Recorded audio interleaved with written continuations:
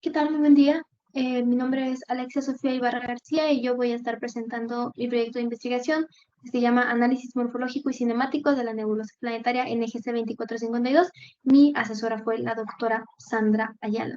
Antes de comenzar a hablar sobre la morfología y la cinemática de una nebulosa planetaria, es necesario primero entender qué es una nebulosa planetaria. Una nebulosa planetaria es un objeto difuso que está compuesto de gas ionizado y es una etapa muy corta de la vida de las estrellas de masa baja o de masa intermedia. Además de que es una fase de muy poca duración, de algunas decenas de miles de años, son objetos que tienen muy poquita densidad, de alrededor de 100 a 100.000 partículas por centímetro cúbico. Esta etapa de vida de las estrellas se produce después de la rama asintótica de las gigantes, que comienzan a soltar sus capas externas, dejando el núcleo de la estrella expuesto. Entonces el núcleo es bastante caliente, posteriormente se convertirá en una enana blanca y alcanza temperaturas de unos cuantas decenas de miles de Kelvin.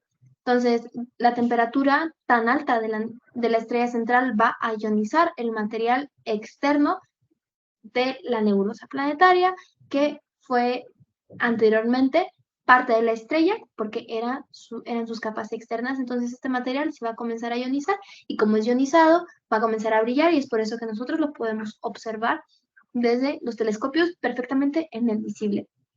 Sin embargo, son un poco difíciles de detectar debido a que son objetos difusos, son objetos extendidos. Es un poco complicado hacer las observaciones y, bueno, en general las nebulosas planetarias son muy variadas, tienen varios tipos morfológicos. La más sencilla, por supuesto, es la simetría esférica, posteriormente es la simetría elíptica, simetría bipolar, simetría multipolar y otros tipos de simetrías que no fueron añadidos en esta presentación, pero por ejemplo la simetría de punto es otro tipo de simetría de las nebulosas planetarias. Aquí hay que hacer hincapié en que, a pesar de que la simetría esférica es la más sencilla de todas, no es la más común. De hecho, únicamente un 30% de las nebulosas planetarias que se conocen en la Vía Láctea tienen simetría esférica. Entonces, esto es un problema debido a que durante el siglo pasado, Sun Kwok desarrolló un modelo que se llama modelo de vientos estelares interactuantes y predice 4 componentes que son esenciales en las nebulosas planetarias. Una envolvente que forma parte de la estrella progenitora, una cáscara de material comprimido que posteriormente se formará en la nebulosa planetaria, una burbuja caliente de gas chocado y el viento rápido de la estrella central. Las características que puede explicar el modelo de Sun Kwok son la velocidad de expansión de las nebulosas planetarias, su densidad y sus bordes bien definidos. Aquí es donde entra la problemática, en la parte que dice bordes bien definidos. Las nebulosas planetarias, a menos de que sean simetría esférica o simetría elíptica, no suelen tener bordes bien definidos. Las simetrías bipolares, multipolares o simetría de punto llegan a ser bastante complejas, por lo que no existe algo así como un borde bien definido. Entonces, el modelo de vientos estelares interactuantes únicamente puede predecir con mayor certeza la simetría esférica.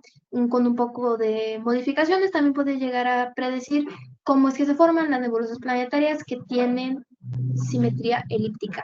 En términos generales, el modelo de vientos estelares interactuantes toma a la estrella como un objeto completamente esférico y que va soltando sus capas externas de forma regular. Entonces, ¿cómo es que se forman los otros tipos de nebulosas planetarias, como la simetría bipolar o la simetría multipolar, que definitivamente no tienen nada que ver con una simetría esférica de la que formo parte, como una estrella? Es aquí donde entran ciertas complicaciones en el estudio de la morfología de las nebulosas planetarias. Hay que modificar el modelo de vientos estelares interactuantes para que pueda ser útil al momento de predecir otro tipo de morfologías. Y es por esto que es muy importante el estudio individual de las nebulosas planetarias que evidentemente no tienen una simetría esférica. Como por ejemplo NGC 2452 no tiene simetría esférica, no tiene simetría bipolar y no se está muy seguro de si tiene simetría bipolar, multipolar o si tiene algún otro tipo de simetría. NGC 2452 es una nebulosa planetaria que se encuentra a 4.7 kiloparsecs de distancia del sistema solar en la constelación austral de Puppis. En características generales, tiene una estrella central tipo Wolf-Rayet con altas abundancias de carbono, tiene una temperatura de 141.000 Kelvin la estrella central y tiene una tasa de pérdida bastante elevada, de 6.2 masas solares por año. Entonces es bastante importante el estudio de la morfología de las nebulosas planetarias, así como de su cinemática, para poder contribuir al modelo de vientos estelares interactuantes y poder crear una teoría, un modelo que pueda predecir todas las morfologías que se presentan en las nebulosas planetarias.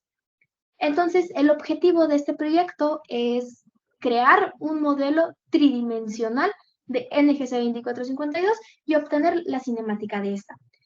Es importante tener en cuenta de que el modelo original de vientos estelares interactuantes de SUNCOC no toma en cuenta ciertas características de las estrellas centrales o características externas, como por ejemplo un campo magnético, que la estrella central sea un sistema binario o diversos tipos de fenómenos o situaciones que se pueden dar en el medio interestelar, como un choque de supernova o cualquier otro tipo de fenómeno que pueda hacer interaccionar el material de la estrella.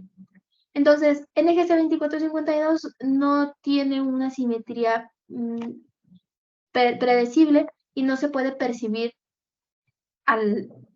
como bien de únicamente esta imagen que pongo aquí, que es de el Hubble. Se puede observar, por ejemplo, que aquí tiene como una cintura, tiene forma de Z, probablemente estos dos tipos de lóbulos que se forman aquí sea parte de una simetría bipolar, pero para eso es necesario hacer la construcción de un modelo tridimensional. Entonces, para hacer un modelo tridimensional hay que hacer observaciones astronómicas. NGC 2452 fue observada por primera vez en el Observatorio Astronómico Nacional de San Pedro Mártir en febrero del 2003 y posteriormente una segunda observación en diciembre del 2005. Es importante tener en cuenta que estas observaciones se hicieron con el espectrógrafo MESCAL, que se encuentra en el Observatorio Astronómico Nacional y que fue observada en estas dos ocasiones con 6 rendijas diferentes.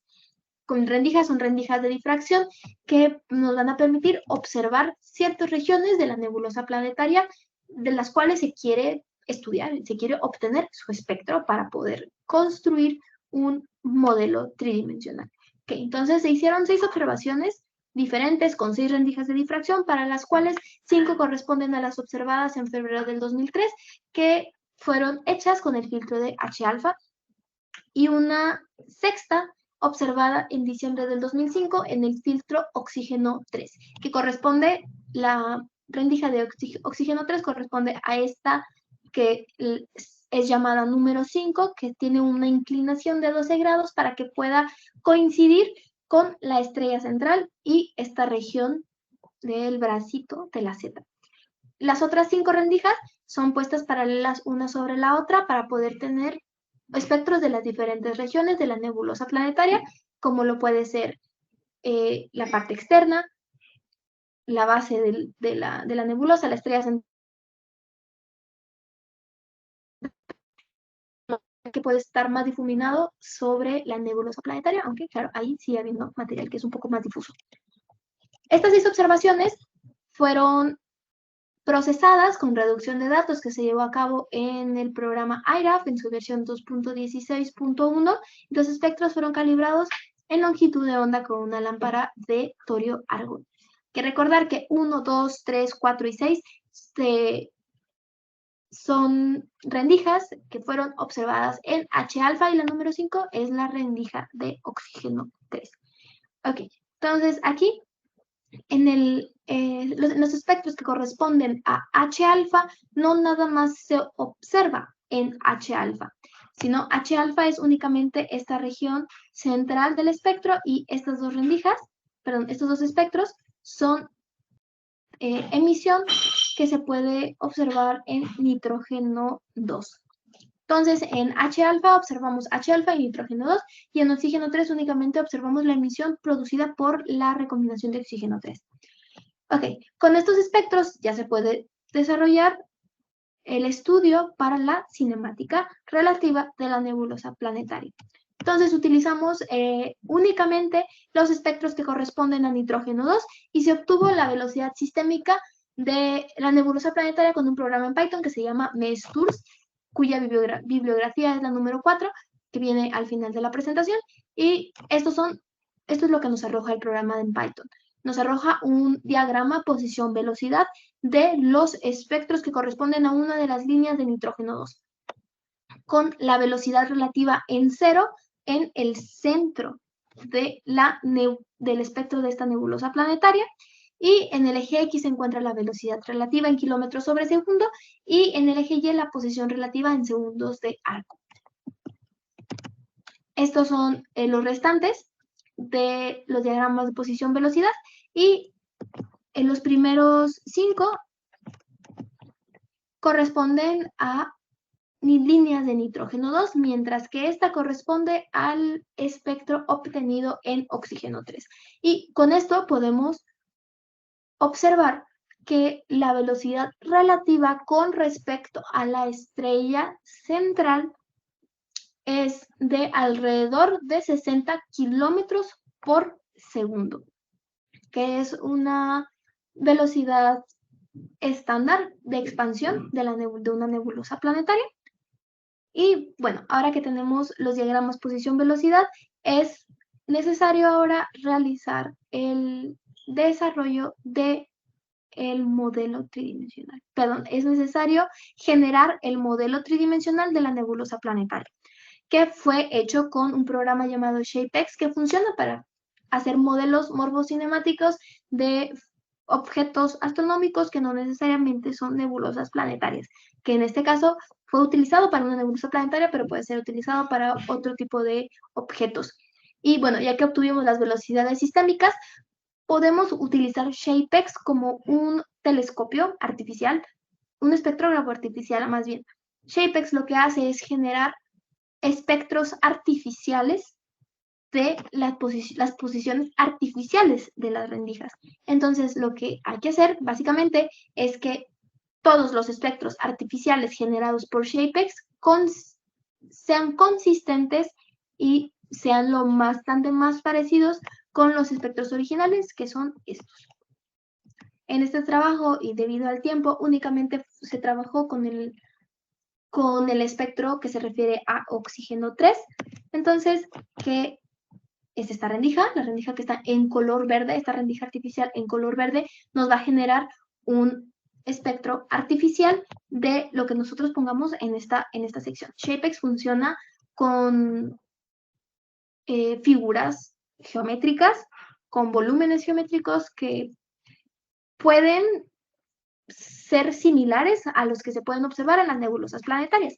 Entonces, aquí se predice más bien que para la rendija que corresponde a la línea de oxígeno 3 es una estructura toroidal fragmentada, y podemos ver que al momento de pasar la rendija por el centro de esta estructura que fue generada con ShapeX, nos va a generar un espectro artificial, y el espectro artificial es bastante parecido al que corresponde a la línea de oxígeno 3. Y bueno, esto es el modelo tridimensional para esta región en específico de la nebulosa planetaria. Entonces, se puede concluir que esta estructura toroidal fragmentada puede deberse a la liberación de las capas externas de la estrella central de manera violenta, recordando que es una estrella tipo Wolf-Rayet con vientos bastante intensos. El material pudo haber sido eyectado de forma irregular, lo que posteriormente pudo haber creado pequeños fragmentos, nudos, debido a los intensos vientos. Además de que tiene una velocidad relativa con respecto a la estrella central de 60 kilómetros por segundo aproximadamente. Se encuentran aquí las bibliografías, y el desarrollo de este proyecto está más detallado en el texto entregable. Muchas gracias.